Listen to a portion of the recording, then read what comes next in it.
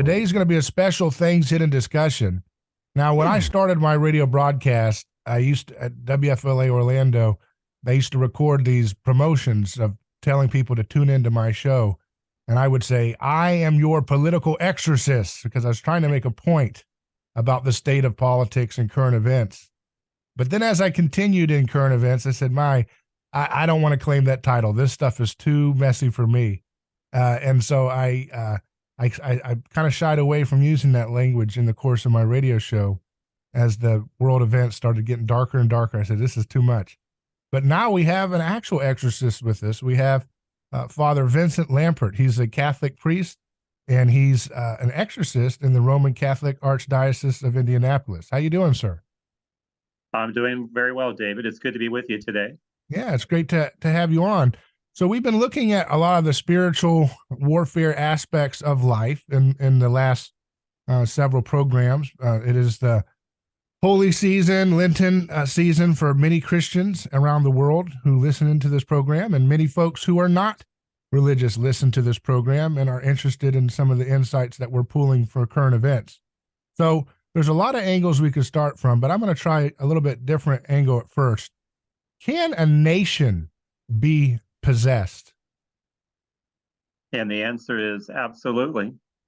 Even as a good example, just a few years ago, the Catholic bishops of Mexico actually said an exorcism prayer over the entire country as a way to try to address the reality of the drug cartels and all the evil that's associated with drug abuse.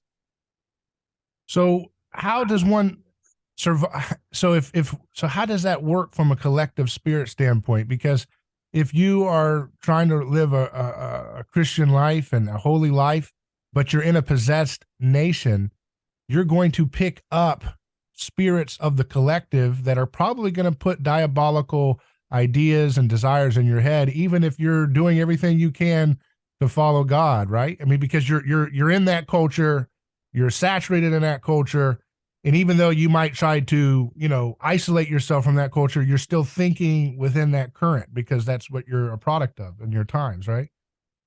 Absolutely. You can be exposed to that.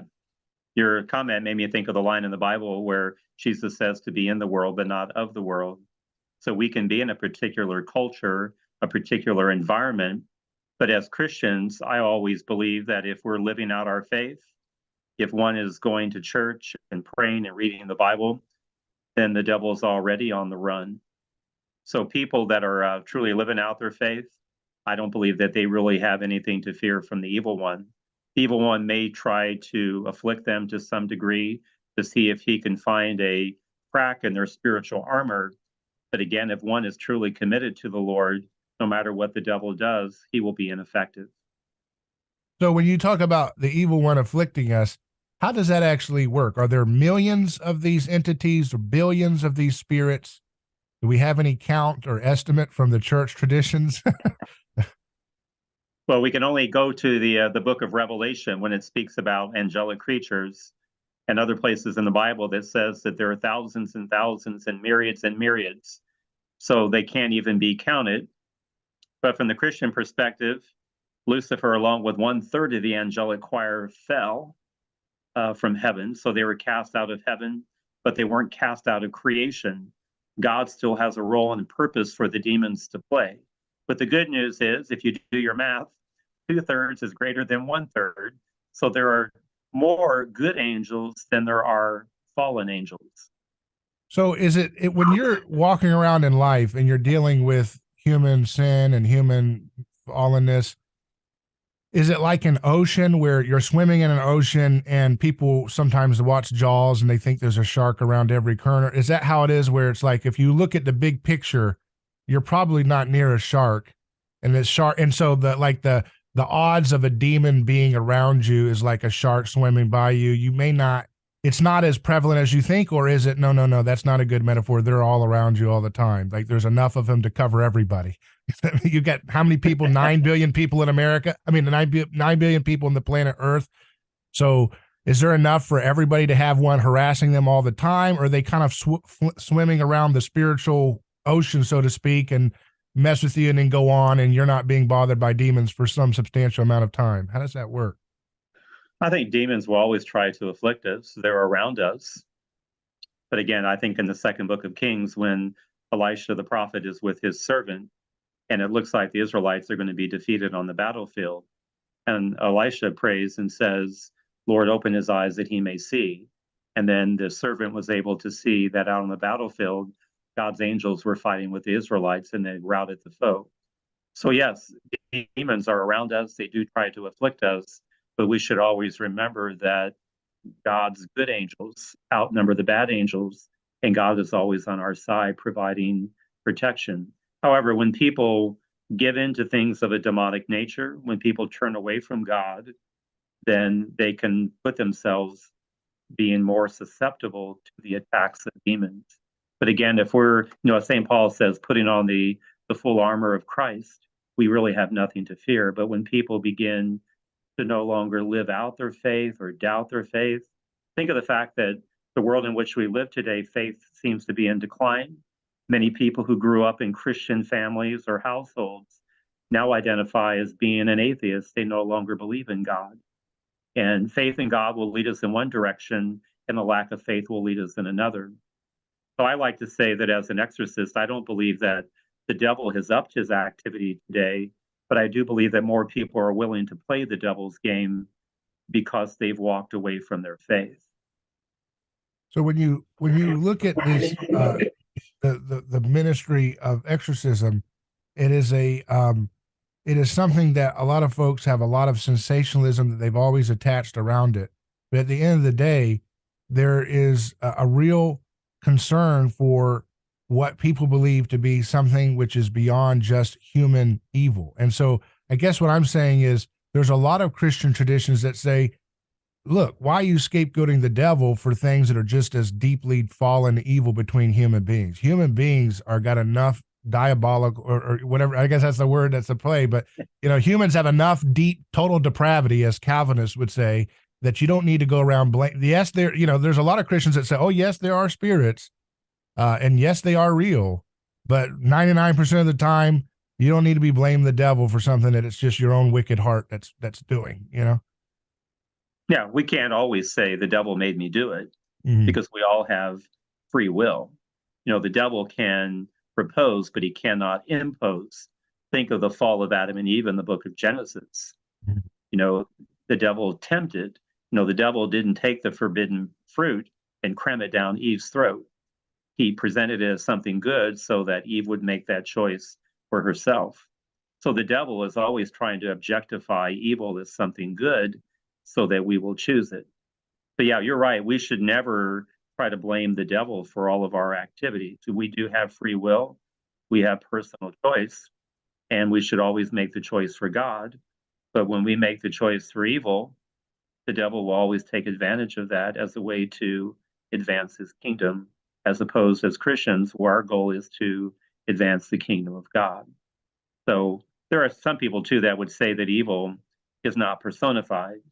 The Catholic Church would say that evil is personified in what we call the devil and these other fallen angels. That evil is not just humanity's inhumane treatment of one another. It's not just something of our own making. So yeah, there is sin based on choices that we make that we are responsible for. But then there are also occasions where the devil will try to trip us up as a way to destroy us. Do you think, I mean, I know this is, I guess, not maybe good to speculate in some traditions, but if for in a world where, let's say, the devil was just bound up the entire time, not able to tempt us, would humanity have been pretty much just as sinful all throughout history, probably just because of our own temptations to treat each other wrong and be prideful and egotistical and envious? Is it, or is I it, would, you know what I'm saying? Would we have made a holy hell mess of everything we've had in our in our history if we didn't have that extra push to evil? Or do you think that's a big factor in everything that we see around us in terms of the sin? I think it's the big factor Mm-hmm. because, before the fall, Adam and Eve lived in this perfect state of grace, Mm-hmm. and it was something external. So the desire to rebel against God was planted in them by the serpent in the garden. again, the temptation to turn away from God. And the devil tries to do that all the time to get us to turn away from God and to choose the evil. And again, as I just said, he wants to present the evil as something good. You know, the serpent even says to Eve, did God really tell you not to eat of that fruit? And, you know, he says, you certainly will not die. You will become like gods. But he's a liar because, again, what was the consequence of original sin? Death entered into the world. So prior to all of that, humans lived in perfect harmony with God. And again, I think that's our goal through life, is to be able to reject sin, whether it's personal or whether it's something that's coming from the devil, so that one day we can arrive into heaven and be in that perfect state of grace with God for all eternity.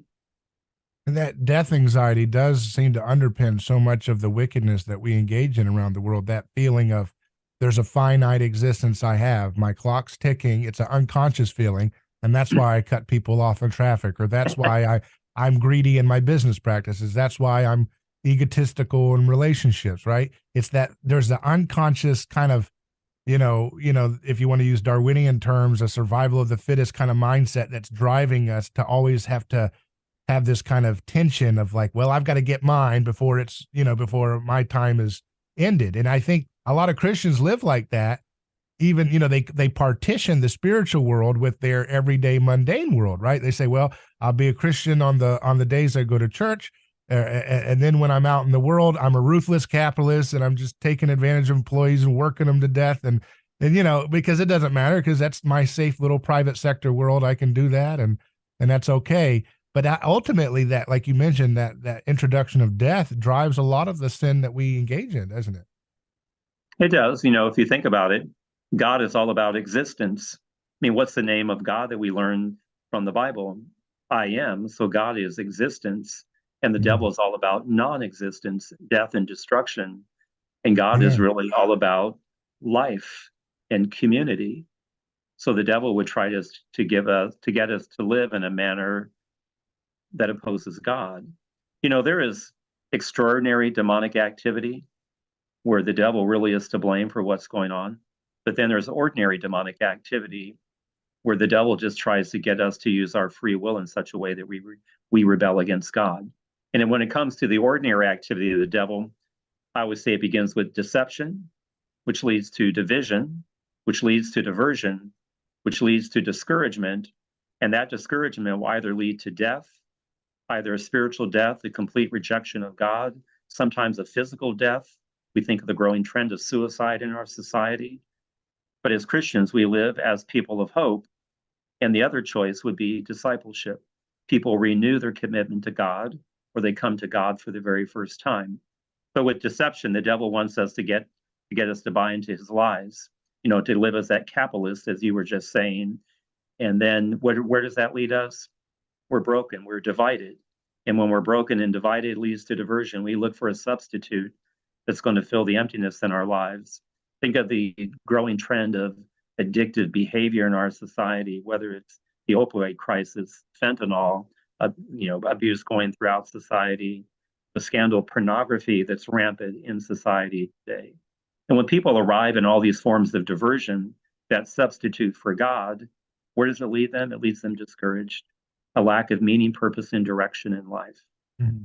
Really, I think of the ministry of exorcism, it's about helping people reconnect with Christ, or to come to Christ for the first time, who ultimately gives human existence ultimate meaning, purpose, and direction.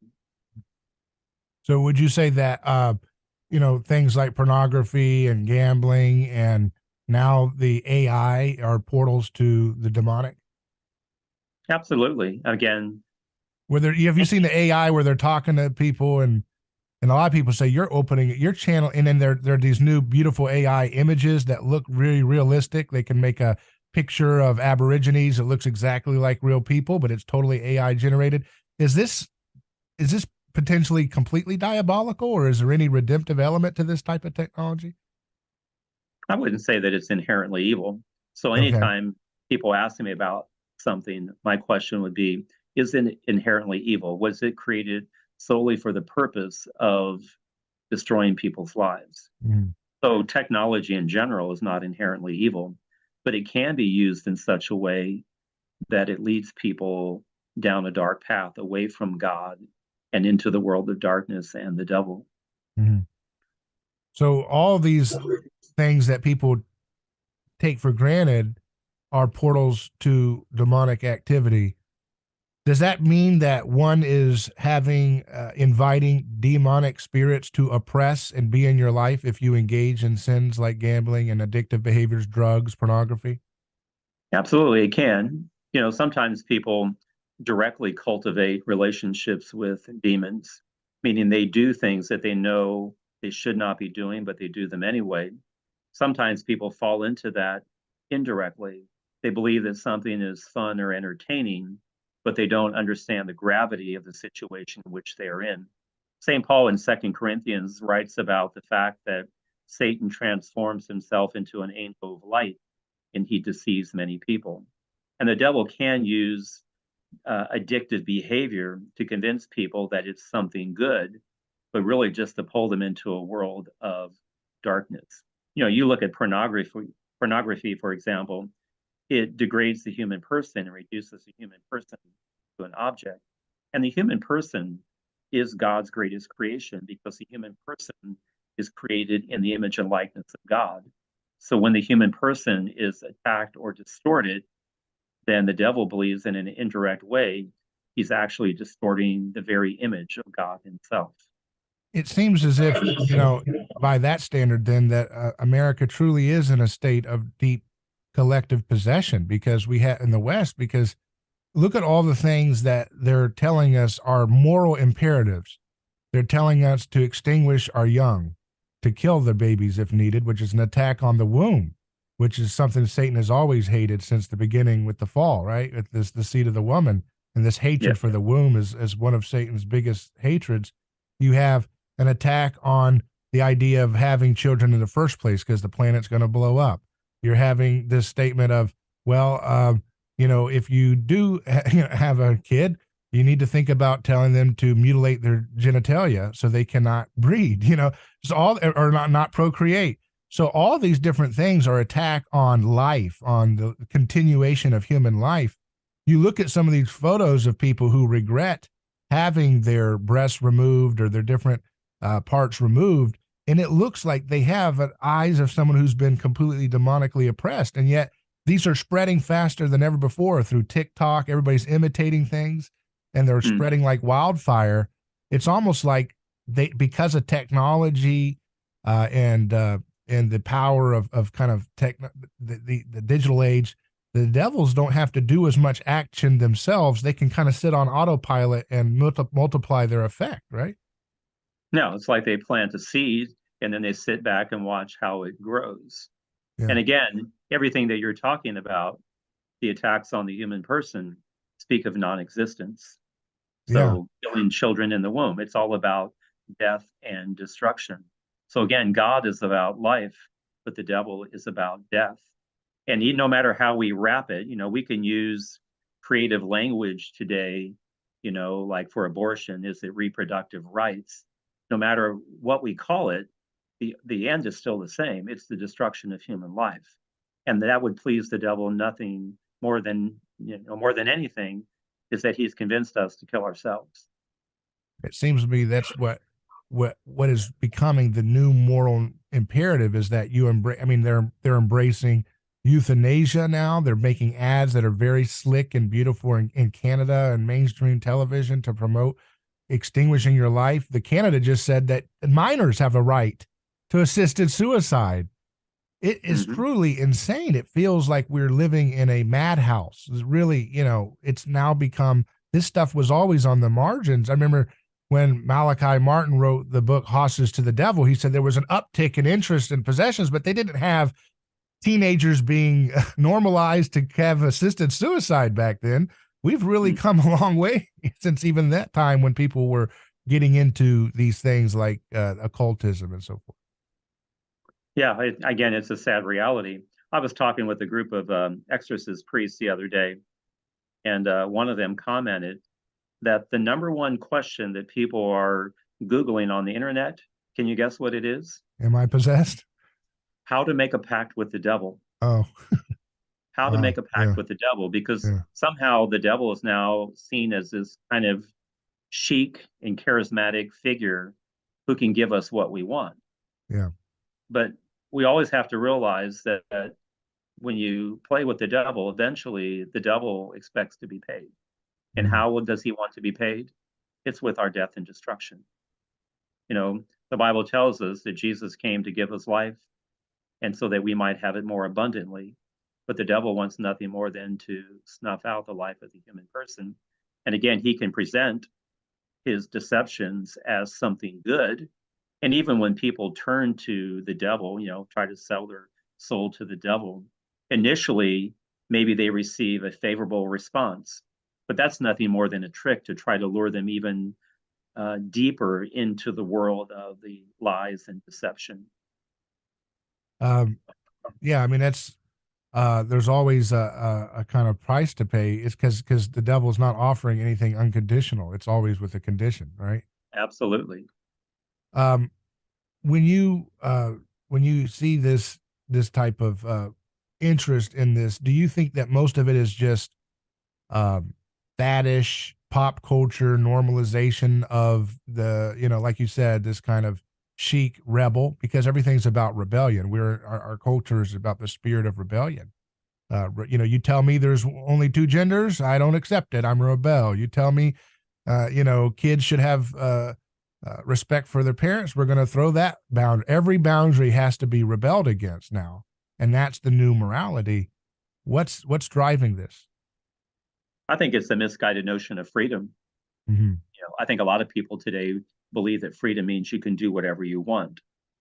I believe that a majority of people today live by three guiding principles. You may do whatever you wish. Nobody has the right to command you, and you are the God of yourself.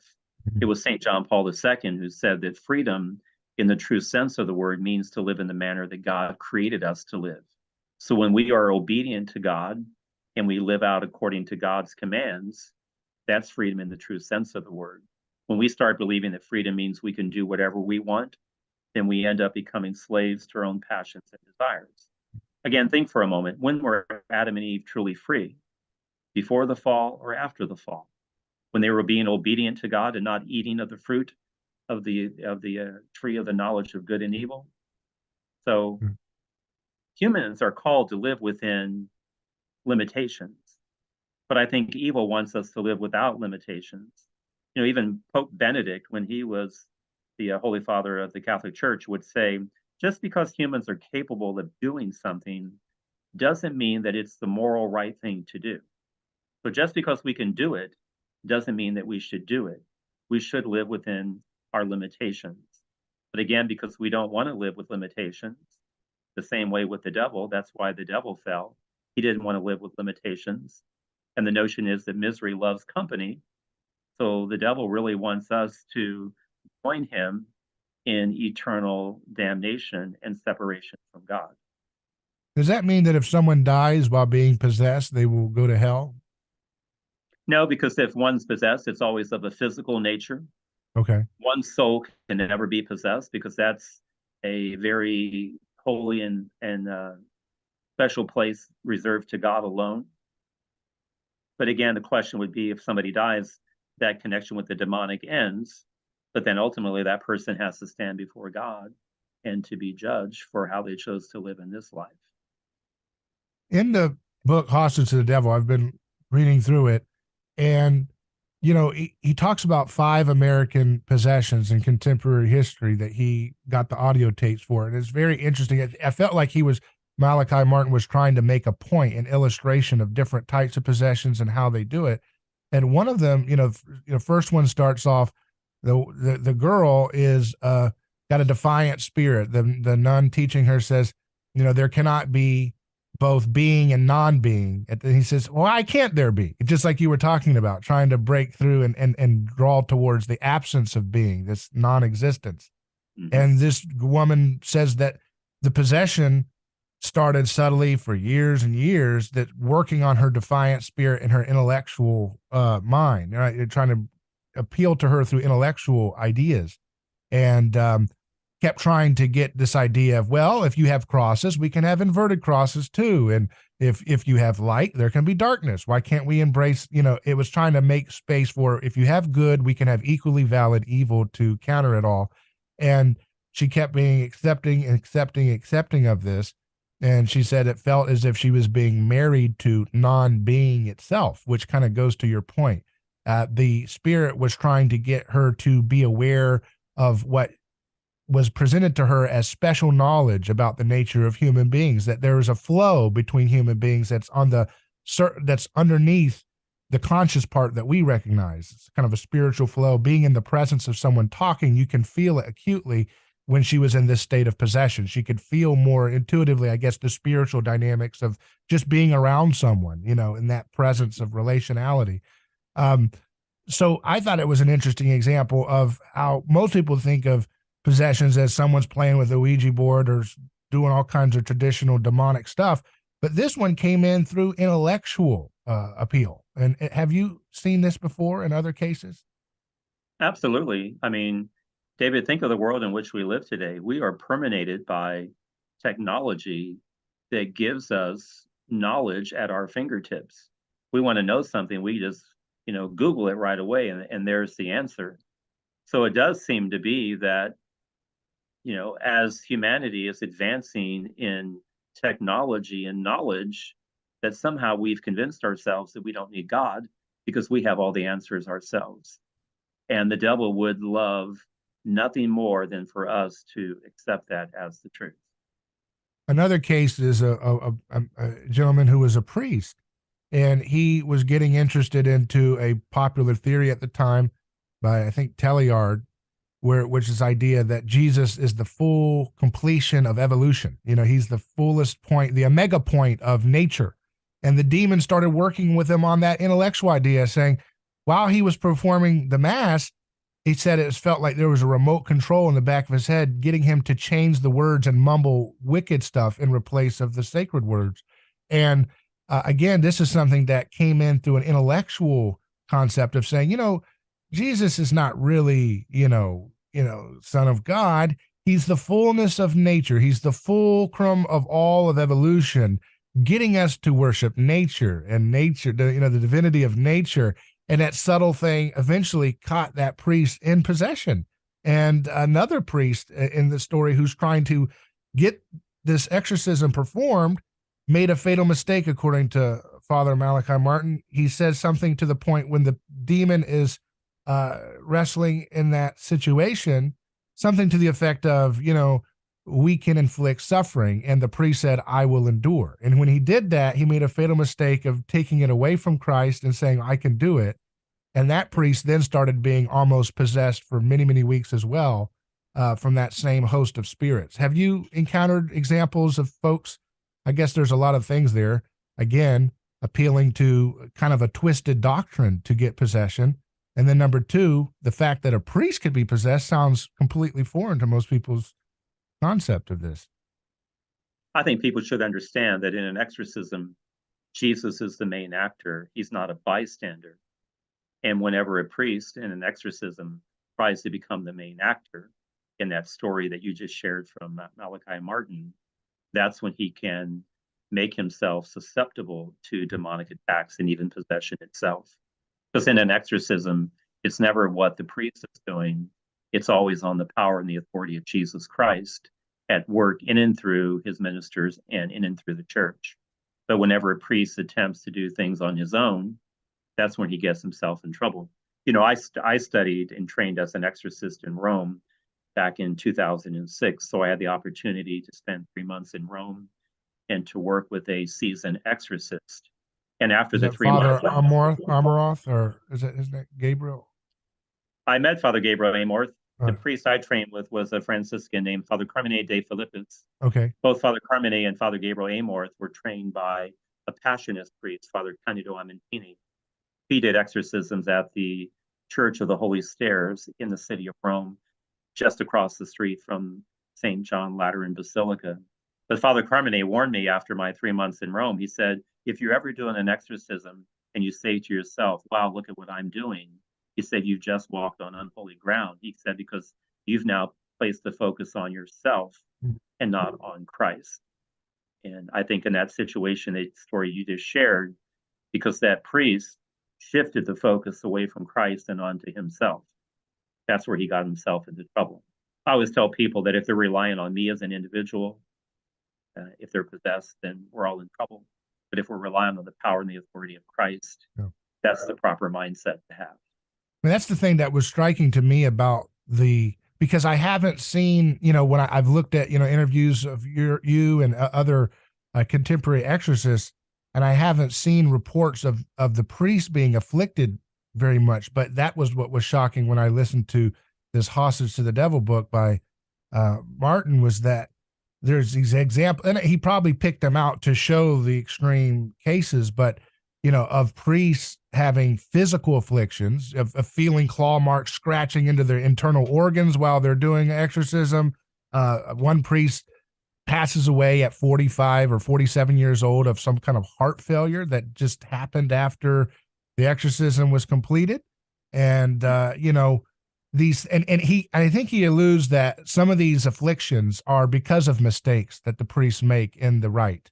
And so I don't know, maybe that's why they have these types of horrible stories where their things kind of get botched. They barely make it out with their life, Is that what it's all about? Have you heard of people who, made a fatal mistake and had physical affliction because of an exorcism they didn't perform in the true spirit of Christ? Definitely. Many Okay. examples of that. Because again, there's no such thing as an emergency exorcism. Mm-hmm. When the priest does not follow the proper procedures and protocols of the church, that's where he quickly gets himself in trouble. Because when a priest is too quick to jump into an exorcism, that's where the devil may have the upper hand. But again, a priest should always be very, deliberate in helping those who are afflicted. And again, every exorcism prayer will provide somebody with some level of benefit and help, even if at that moment it doesn't expel the demon completely. So again, we should never rush into anything, but should always be very deliberate in our actions, making sure that the focus is always on the person of Jesus Christ. So that raises a point I've heard people say, why is it if the demons are going to have total submission to the name of Christ, why isn't it something that when you perform the rite, it's one thing and you say it by the power of Christ, you're gone, be gone. Why don't they listen on the first time if Christ has that authority? And the answer seems to be that there's a difference between exorcisms in the apostate world and what one may call the pagan world. So the apostate world, think of the fact that the Western world has been shaped and built by Christianity, but there are many people in the Western world who have rejected their Christian roots. So people who knew the truth of Jesus Christ by growing up in these traditional Christian homes and who've now rejected the faith, it does seem that demons have greater control on them because, again, they knew the truth and then walked away from it, as opposed to maybe other parts of the world where the good news of Jesus Christ has not been fully proclaimed. People there who are possessed, when exorcisms are performed, they're literally one and done. Wow. But I think the difference is in the apostate world. So is it a matter of the reason why you don't just say one command and that's over? Is it because with every exorcism, there is the free will choice of the person being victimized by the spirit that has to fully accept and believe and truly reject it as well, right? You can't just do it without the person consenting to say, I agree with following Christ and rejecting this spirit. You have to have that free will choice component for the exorcism to be completed. And the level of faith. Faith Mm-hmm. is such a key ingredient. The person really has to believe. Mm-hmm. When Jesus returned to his hometown of Nazareth, it says in the Bible that he wasn't able to do much there except for curing a few people who were sick. So much did their lack of faith discourage him. So we really have to have that level of faith. And it does seem to me that there's a growing trend today for a lot of people who believe they are afflicted by the devil to treat the exorcist as a magician, meaning they believe that I have powers or I have a special bag of tricks that I can use to make their problems go away, but they really want nothing to do with God. So it's And I almost. would, yeah, Oh, go go ahead. ahead. Oh, I you was was. going to I say, believe. I would even suggest that casting the demon out is the easy part. The harder part is getting the person to invite God in. In chapter 11 of Luke's gospel, it talks about once the demon has been cast out, it goes and wanders through the arid wasteland, and then coming back and finding the house swept clean, meaning it's gone, but God has not been invited in. Then the demon goes and finds 7 other demons worse than itself, and they come back and take up residence in the person. So again, the person really has to have that level of faith for that demon to really be cast out. But if a person doesn't really want to change their life, they don't want to commit their life to the Lord or recommit their life to the Lord, then the demons will still lay some claim on these people. And that's why it takes more than one command by the power of Christ, because ultimately Christ does have dominion over those spirits, but when it's afflicting a particular person, that person has to consent and have trust that Christ will deliver them and fully commit to Christ for that completion to happen, right? Yes. So that would seem to suggest that almost like those tribalistic cultures or paganistic cultures that are more in tune with the spirit world, they almost have like a more childlike trust. Like faith pistis means trust. So they have more of a faith, they have more of a childlike trust in the reality of the spirit world, period. And then when you come in with the power of God over that spirit, they're more childlike and trusting, yes, this truly is real. I don't have any skeptical resistance to this. Right? Yeah, it's that level of faith. There's an exorcism account in Mark's gospel where Jesus's disciples are trying to cast a demon out of a boy, but they weren't able to do it. And Jesus says this kind can only be cast out by prayer and fasting. And so the father says to Jesus, well, help him if you can. And the boy is convulsing on the ground. And Jesus looks at the father and says, if? And the father makes a great line and he says, Lord, I do believe, help my unbelief. In other words, I have faith, but it needs to be taken to a higher level. And oftentimes people who are possessed, they may have some level of faith, but it needs to be taken to that higher level. And when it reaches that higher level is when the demons truly will be cast out. So do you believe that God permits these possessions as a means of grace to pull both the victim of possession and those who hear about the story to follow Christ? Absolutely. I think it's a form of evangelization. Remember what I said earlier, the demons were cast out of heaven, but they weren't cast out of creation. God still uses them for his purposes. So God can use the activity of demons to bring people closer to him. Now, demons always believe that what they're doing is advancing their kingdom, but ultimately, all demonic activity always advances the kingdom of God. When Jesus is dying on the cross, the devil believes that it's his moment of victory, but his moment of victory that he perceives is actually his moment of defeat, because then the devil realizes that everything that he was doing to push Jesus towards the crucifixion was actually playing into God's hands. That's very interesting. What do you make of when Jesus tells his disciples when they say, "Lord, shall we?" Because they've been evangelizing and they get rejected by some people, in the village, and they say, "Lord, shall we call down fire from heaven like the prophet?" And he says, "You don't know what spirit you're speaking of." Was he saying that they were of an evil spirit, or was he just talking about something different there when he talks about that? That's James and John when Jesus and Yeah. his disciples are headed to Jerusalem and they have to pass through Samaritan territory, but the people wouldn't welcome them because their destination was Jerusalem. And then James and John say, Lord, would you have us call down fire from heaven to destroy them? And Jesus rebukes them for that attitude because, again, that's death and destruction. That speaks of non-existence. Yeah. That's demonic, if you will. Yeah. And it certainly goes against everything that Jesus was trying to teach them. Is that why he also tells Peter, "Get behind me, Satan," when he says, "Don't go to the cross"? Because Peter's thinking at that time, let's have a revolution. You've got the crowds growing. You've got a movement here. Let's not just, let's let you be on the throne. Let's let you be a king, in a messianic warrior spirit. Is it that same spirit there that when he calls him an accuser, you get behind me, accuser, Satan? Yes, I think so. Because again, you know, what does Jesus basically say to Peter is, you're thinking not as God does, but as human beings do. Mhm. And again, that's what the devil is always trying to get us to do, to ignore the voice of God and to listen to our own voices. And certainly the devil is always ready to whisper in our ear, if you will, to try to get us to believe that his lies will lead us to ultimate happiness in this life. What did Jesus mean when he said, "How can Satan cast out Satan?" You know, they were accusing him of casting out spirits by evil spirits. Was that a common accusation that was leveled against people who were doing exorcisms at the time, or was that, what was the thought process behind them accusing him of that, and what did he mean when he gave him that answer? I think Jesus is telling us that we cannot use the forces of evil to defeat the devil. So if the devil really is evil personified, you cannot use evil to combat evil.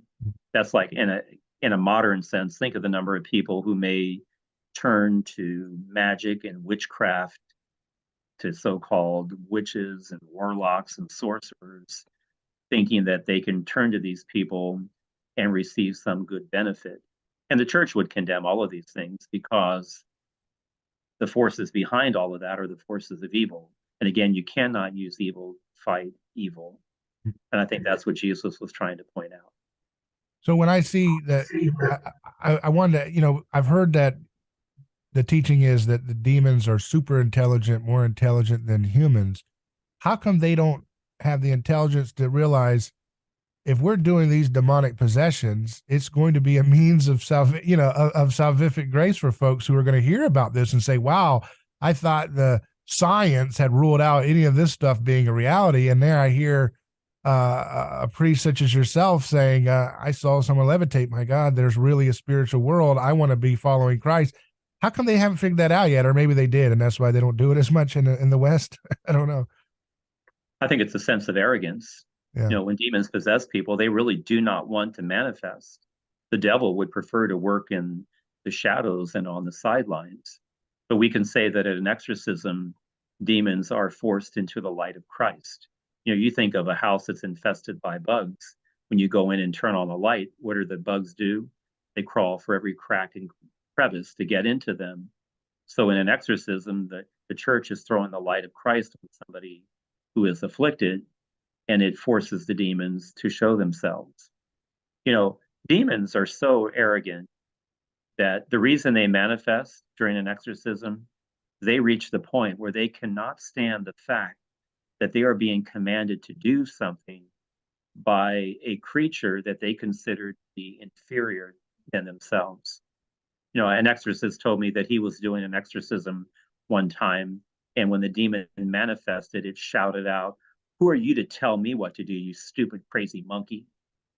So again, it's that sense of arrogance that they believe that they are so much greater than we are that forces them to manifest. But ultimately, they don't really want to do that.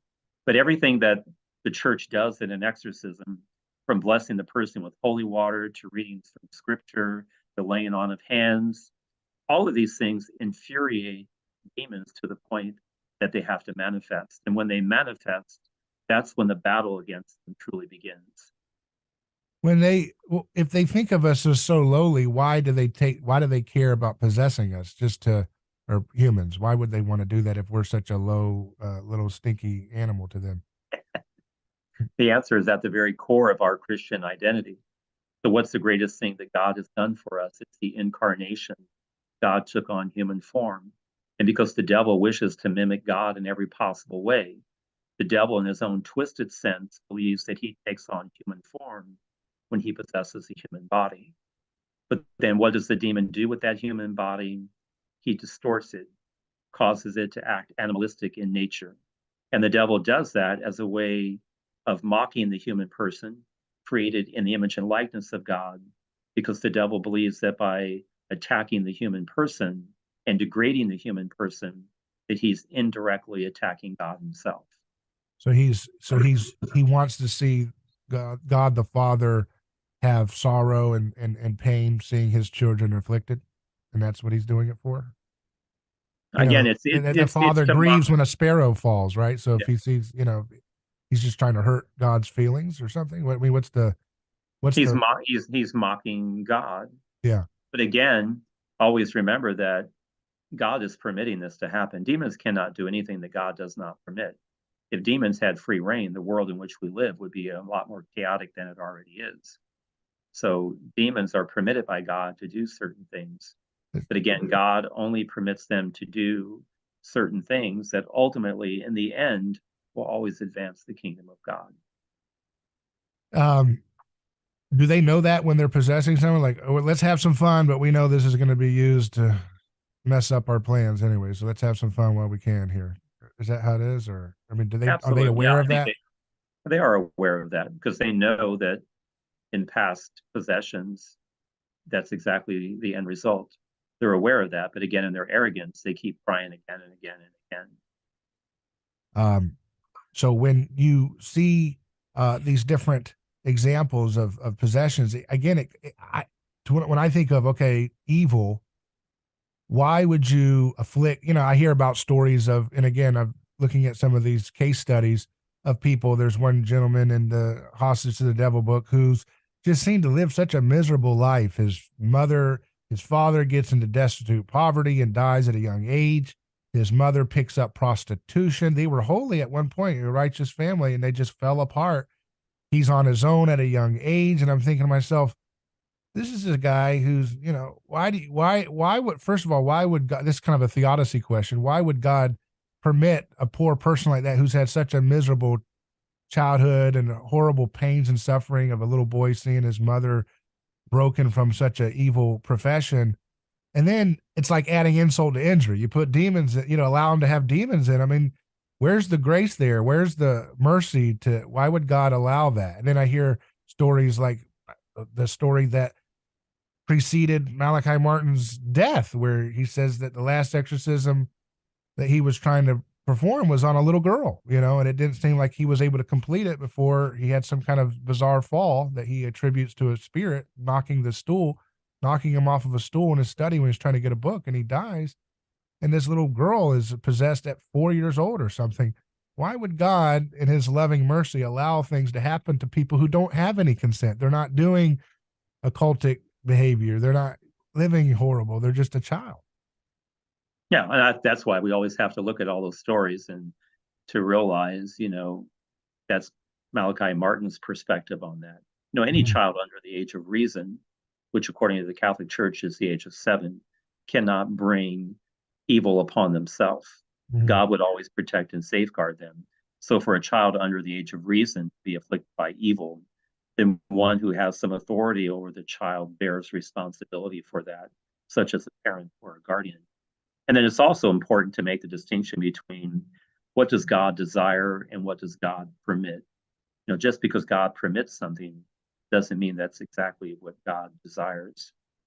But ultimately, I think you're trying to ask the question, how do we know the mind of God? And the answer to that is we cannot know that. St. Augustine always said that when you're studying theology and at the moment you say to yourself, I now understand God, he said that what you have understood is not God, because the human person is incapable of truly comprehending the majesty of God. We just cannot do it, because a creature cannot be on the same level with the creator. So ultimately, we just have to commend anyone who's afflicted to the mercy and care of God and believe that somehow everything that's happening is God is using it to advance his kingdom. Yeah. When you see the history of wars, you see the lies that lead us into wars. In my work, I've been able to study some of the false flags even that governments have done to their own people to create a reason to have a war that wasn't necessary, and the bloodshed and the carnage. I look at in Vietnam 55 years later after we were there, people are still having cancers and mutations on their children being born because of something that was done to them, and veterans here still afflicted by diseases. I look at Iraq. I look at the lies that were diabolical lies that brought us into a conflict where hundreds of thousands of Iraqis are dead and they are afflicted with cancers because of chemicals. You look at all that stuff and it just seems like pure evil. Are those examples in which the decision makers that are ruling the world are possessed? Because it's like what else would explain that when it's just layers of lies on lies on lies just for destruction, chaos, and death? I don't know if they're possessed, but their egos may be inflated. The Mm-hmm. sin of Lucifer was the sin of pride. Mm-hmm. The focus was on self. When people are trying to create a name for themselves and by conquering and death and destruction, there's a lot of collateral damage. The devil may not be behind all the troubles that we see in our world, but the devil is an opportunist. So he can take advantage of any situation, whether it's the wars that we see going on today, all the death and destruction. People have asked me oftentimes, is COVID-19, was the devil behind that? And again, who knows? But ultimately, the devil can take advantage of any situation as a way to try to attack the human race. You look at COVID-19. What's one of the consequences of that? We went into isolation. And then in isolation, a lot of people became attached to their screens on their gadgets and whatnot. And then that opened them up to a lot of the world of addiction and whatnot. So the devil can take advantage of certain situations that may be brought about by our own personal choices for evil as a way to advance his agenda. So when you look at these different examples of these events that people are experiencing in possession, is that a sign that when you look at folks going through those things that demonic activity is surging in recent times, or it's just always about the same level of activity? We just have more ways of reporting on it now because of internet and everything like that, cameras and I think it's surging. Again, yeah, that's because God is being ignored in our yeah. society.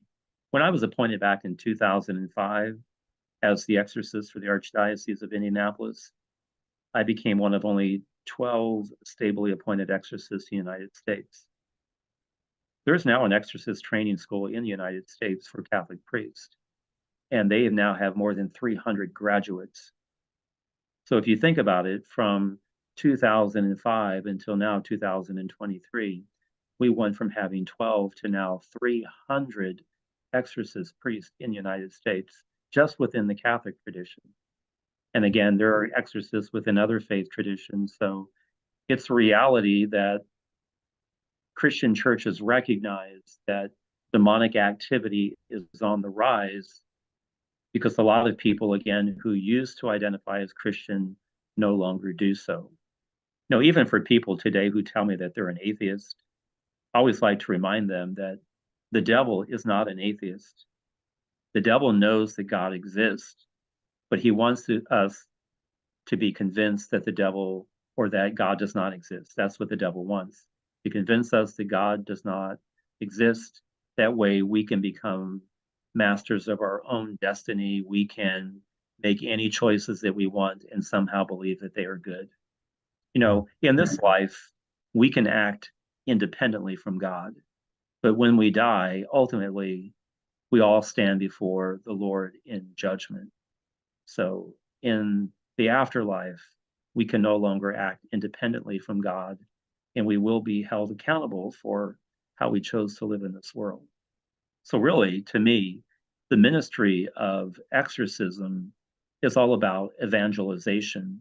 If there's a lot of people today who are spiritually asleep, the ministry of exorcism is a way of ringing a bell, if you will, and telling people it's time to wake up and to give God his rightful place in their life. It seems like it can help a lot of doubting Thomases who've become cynical about everything. Um, you mentioned other faith traditions? Are you aware? Is it possible for people in different religions outside of the Trinitarian Christian faith to perform exorcisms in other religions, or is that possible?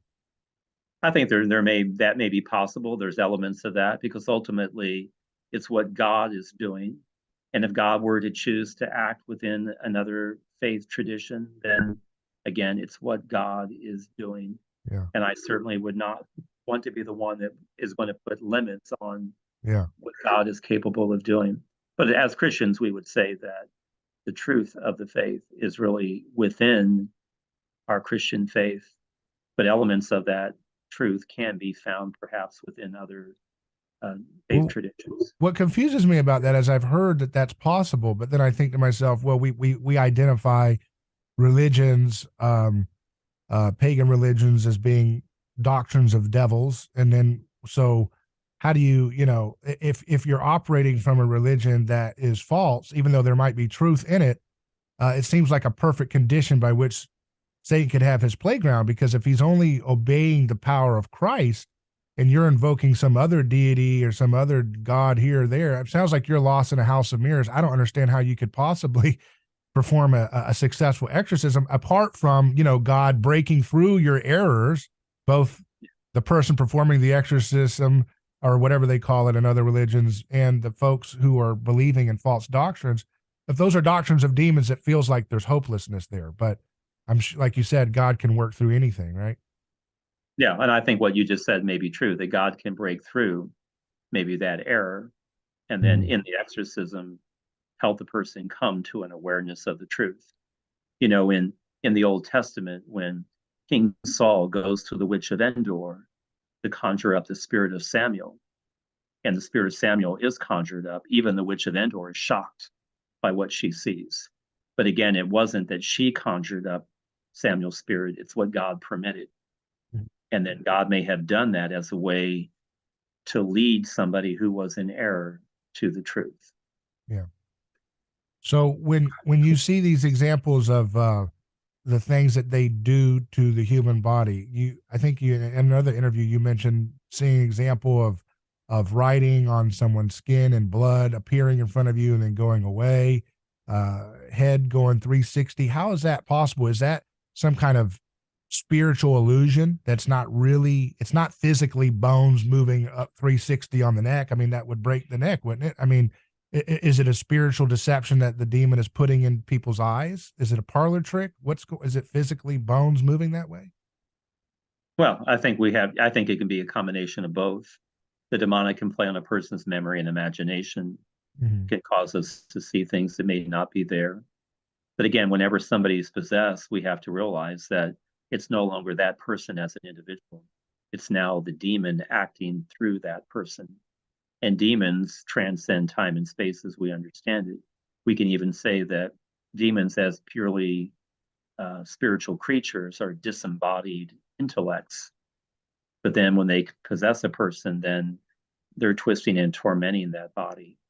And because of that, it's not, it's kind of like taking it into a different realm. In possession, it isn't necessarily true that the demon is inside of the person. It means that the demon is containing the person. St. Thomas Aquinas would say that pure spirits are not contained by space, they contain the space. So if we're in a room, the room is containing us. But for a spirit, it's containing the room. So when one is possessed, the demon is containing that body and kind of putting it in a different realm, if you will. And because of that, the demon would be capable of doing all these things that we would call extraordinary, head spinning and bodily contortions that would just seem impossible for the human body. Yeah. But again, we have to remember now the demon is containing that body and putting it within that different realm. So these things are possible. And again, I go back to, if people are creating wars and lies and killing millions of people, wouldn't that be what Satan's focus would be in terms of doing that? Why would he spend the time, making someone's head go 360 that 4 people are seeing when he could be spending his time inciting another war to kill a million people? It just seems like more bang for your wicked buck. If you wanted to create evil in the world, why would you spend your time doing parlor tricks in front of you and 4 other people? I'm just thinking from a skeptical perspective, trying to understand this. I mean, that people might think that are skeptical of all this to say, wait a second, this is evil. What's the taxonomy of evil here? I mean, if someone's, saying words in another tongue, I mean, how much evil does that do in the world versus, plotting lies and creating a million deaths and broken families for generations? That's much more of a diabolical. I think the devil loves collateral damage. So the wars and all of those things you mentioned, the devil loves all those things. But in an exorcism, why in front of only 4 or 5 people? Collateral damage. If the demon can terrify these people to the extent, including the priest, impacts the lives of countless numbers of individuals through his ministry. If the demon can get the priest to abandon his vocation, then there will be collateral damage to that. If other people are present and they see that, and then they are so afraid that they abandon their faith and say it's the father, then his family will no longer grow up in the church. His children probably will not be baptized. They will never be married in the church. They will have no connection with faith whatsoever. So I think the devil always looks at things in terms of collateral damage and long term. Well, So even though there may be 4 people in the room, if those 4 people can be convinced to abandon their faith, that will impact the lives of countless individuals. is there examples of angelic uh, beings intercepting and stopping a possession while you're in the room? I mean, is that what you see happening, where an angelic being can I think stop in the Catholic possession? tradition, a part of the exorcism rite, after blessing the person with holy water, reminding ourselves of our new life in Christ, it reminds us of Paul's letter to the Romans. Are you not aware that we who were baptized into Christ Jesus were baptized into his death? So again, it's that notion that we have put on Christ. Then there is the litany of the saints, invoking the angelic creatures, the Blessed Mother, the saints of the church, and calling them to be present in this particular prayer of the church. So yeah, whether they are good angelic creatures, the holy men and women that we now believe are in heaven, they're called to participate in the exorcism of the church. I remember in Father Martin's book, he talks about an example of a familiar spirit, which is like a lesser spirit that uh, comes as a little companion, almost like a demonic Jiminy Cricket or something, that gives insight to the person who's being afflicted and doesn't directly possess at first, but just kind of provide special facts. Stay away from that person. Don't do that. Kind of like a little sidekick. And then at some point, there's an opportunity where they say, "Let me in," and then he's that little lesser spirit, this little familiar spirit, is working for a more powerful spirit. Have you encountered that kind of dynamic? Absolutely. When somebody is possessed, rarely is it a case of one demon. It's usually multiple demons. Mm-hmm. And there's always a demon of a higher rank. When the angels fell from the 9 choirs of angels, they fell from all 9 ranks. So just as much as there is a hierarchy in the angelic world, there is a hierarchy in the demonic world. And it may be some of these familiar spirits that you talk about that may be trying to get a foothold into the person's life. And usually that's how the demonic activity begins. It's something very subtle. Maybe people think that it's fun or entertaining. You mentioned earlier things like Ouija board and whatnot. I think a lot of those things are entry level things, if you will, into the world of the demonic. The devil's trying to see if he can get people's attention. And then once he has their attention, to pull them deeper into the world of darkness. Even in the gospel accounts, when demons speak to Jesus, it's always interesting that they go from speaking in the singular to the plural. I know who you are, the Holy One of God. Have you come against us before the appointed time? And to me, that gives the indication that there are multiple demons that are present when somebody is possessed. Yeah, there seems to be a hive mind crowd spirit dynamic to demonic behavior, which would seem to say, like Soren Kierkegaard said, the crowd is a lie. And I think crowd spirits, whether you look at what happens in different recent protests, the BLM, where there's cities aflame and crowds are whipped up into an angry mob, or January 6th, where people get whipped up into an angry mob. There's something diabolical sometimes that takes place in a crowd where people have good intentions, and then it just takes 1 or 2 people or something to start triggering a cascade of domino negativity, right? That kind of builds Yeah. up, and people feel You, like they're you, possessed by the spirit of the crowd. you think of, we're getting ready to enter into Holy Week. Mm-hmm. Begins on Palm Sunday. The crowds are welcoming Jesus into Jerusalem and, laying palms and waving them. But then just a few days later, these are the same people that become the crowd that start yelling, "Crucify him." Kind of that mob mentality takes over that you were just speaking of, and then calling for his death. So one minute they're glorifying him, the next minute they're calling for his death. So there is that mob mentality that can take over and influence a lot of people. You know, what's interesting about our time, because I've heard a lot of folks and telling me, and I have felt the same way. There's a deep feeling in our culture right now of despair and cynicism. There's a feeling like America's best days are long behind us, and we're going to go into a lot of conflict and violence and things that we have not been accustomed to living in a relatively comfortable, you know, world power culture that other cultures are more familiar with. And so I guess what I'm asking is, how should we prepare spiritually for this? And how should we feel and think about these times? Because I just had someone the other day tell me, I've just never felt the deep feeling of foreboding and despair about the state of this country. I don't know where to go. People don't know where to buy a home.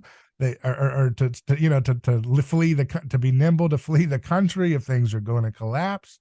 You see every day on YouTube and Twitter videos of students beating their teachers, just wailing at them, punching and kicking and it's pretty terrifying. And I think in an ironic way, people are seeking folks like you out for a sense of comfort, to remind them that, okay, this isn't, God hasn't abandoned us, because that's the worst feeling, is like that feeling of there is no spiritual dimension here. It's just man, accidentally evolving from blobs, and here we are just turning into melee. That's a very bleak, nihilistic feeling to feel, right? And people want to, there's almost a comfort when you say, I saw someone levitate. That almost gives people comfort, because they're like, oh, wow. So there is something more than this, that we can have hope in, right? There is something more. And the thing that always gives me hope and confidence in the midst of all this bleakness that we see in the world today is to always remember that God is in charge. And in the end, God wins. So we already know the end of the story. The question is, whose side will we choose to be on? So when we look at the world in which we live and it seems to be crumbling and falling apart, that should be a wake-up call to turn to God and to give God his rightful place in our lives once again. And if we can do that, and we know that God is the solid foundation, there really is nothing to fear. So on a collective action, should Christians take a posture of we should fight and politically put our Christian values back in? Or, I mean, not that these are, I'm not asking for a political prescription, but these are spiritual matters. How should we live?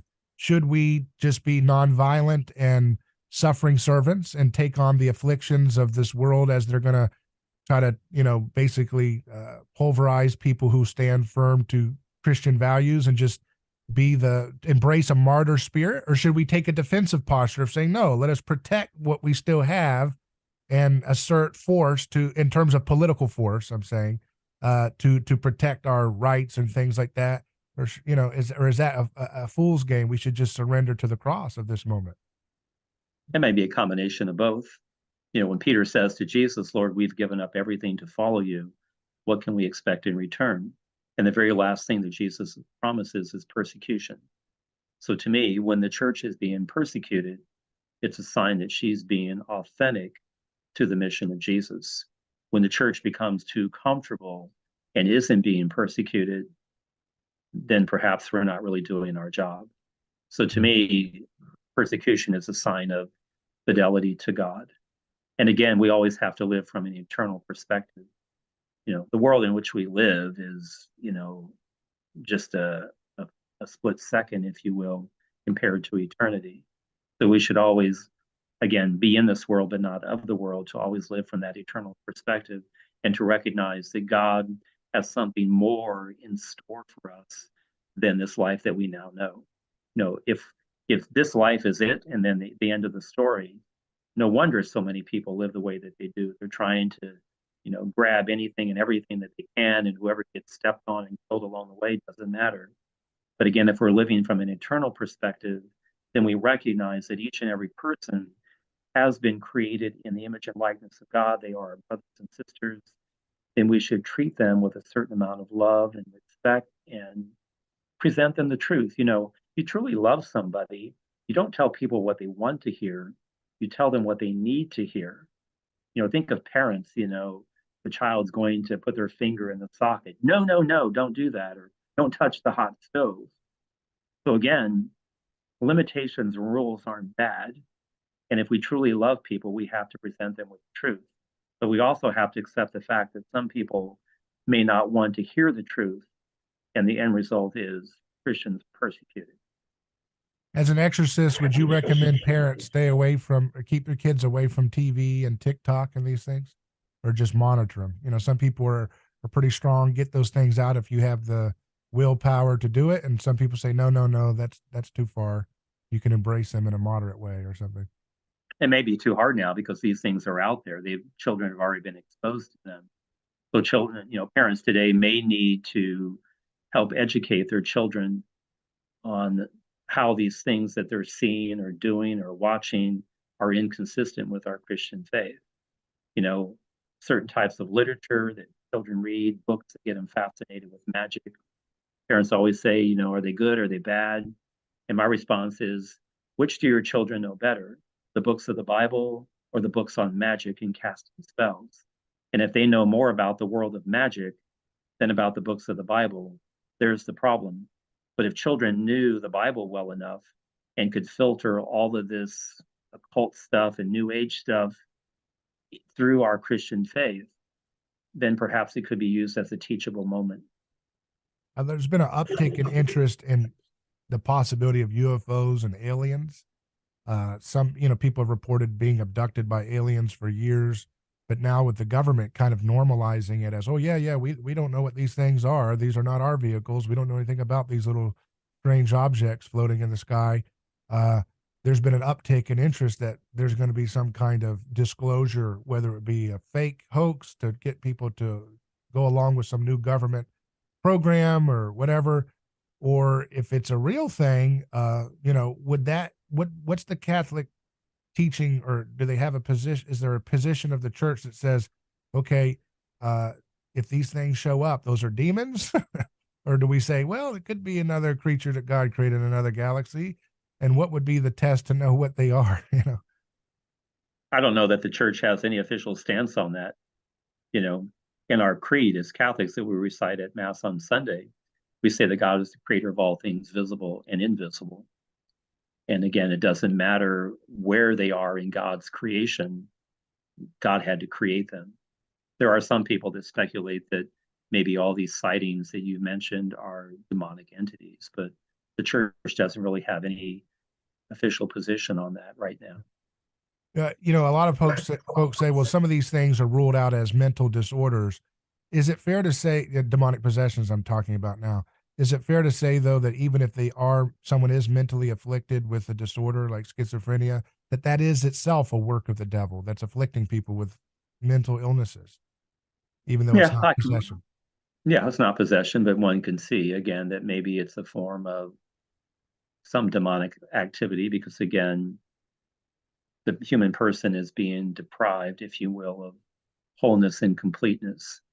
And certainly, again, it goes back to our initial discussion that the devil is always about distorting the human person, about non-existence, afflicting the human person, if you will. So, in the world of exorcism, the church always wants to make a distinction between whether or not somebody is possessed or whether they're suffering from a mental illness, because even some of the same symptoms that we see in people who are possessed can also be seen in people who are suffering a mental health issue, such as schizophrenia, Tourette syndrome. People can have a vocal outburst, and again, so there can be a lot of these things. That's why, even people that are suffering from a mental illness deserve spiritual care. They can be prayed with and, anointed, if you will, just to give them that notion that in their suffering, they're not alone. But the church always wants to make that clear distinction between, is something demonic? Is it something physical? Is it something mental? So really looking at the person from the lens of, is it spiritual, physical, or mental? And then getting that person the true help that they need. But no matter what suffering people are going through, they deserve prayer to be commended to God, who can ultimately give people that sense of consolation that they're seeking.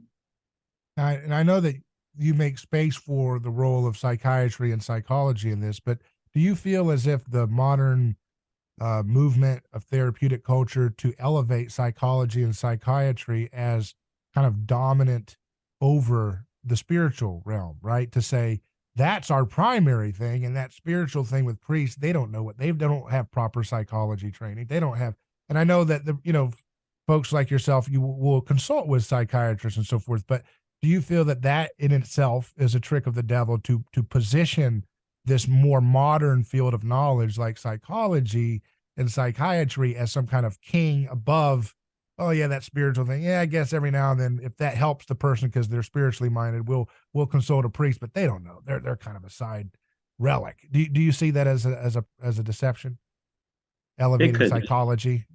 it could be because there's a lot of people within the mental health profession that are not religious, so they would be quick to discount the suffering that a person is going through that may be attributed to some spiritual entity. They would say that, we have the power to control this through medications and whatnot. But again, whenever I consult a psychiatrist, I'm not asking the psychiatrist, is this person possessed? I'm just asking the psychiatrist, is there something about this person that is outside of your level of training or your understanding? So is there something that you can't explain why this person is acting the way that they do? Maybe they're not responding to treatment or medications and whatnot. I myself will make that determination. But the church says I need to have moral certitude, meaning beyond a doubt the person in front of me is truly possessed. So I want to rely on the experts within the mental health field. The person is required to have a physical examination by their family doctor. But again, these experts are not giving their opinion on whether or not somebody is possessed. I will make that determination myself, and I will use some of the information they share with me to reach that conclusion of whether or not this is truly something demonic or not. Oh, Father Lampert, I don't want to take any more of your time. I know you're busy, and I appreciate the time and insights that you've shared with us today. And you didn't come on to talk about your book, but I did want to point out that you have a book called Exorcism: The Battle Against Satan and His Demons, which is available online for order if you want to learn more about what you've done with this field of knowledge. Thank you for your time. I appreciate it, David. I hope our conversation just challenges people to think about the spiritual world and, even more importantly, just to live out a godly life. Because if we're doing that, ultimately, evil is nothing to fear. Is the Eucharist our primary means of defense on a or in terms of the tools of the church that we have?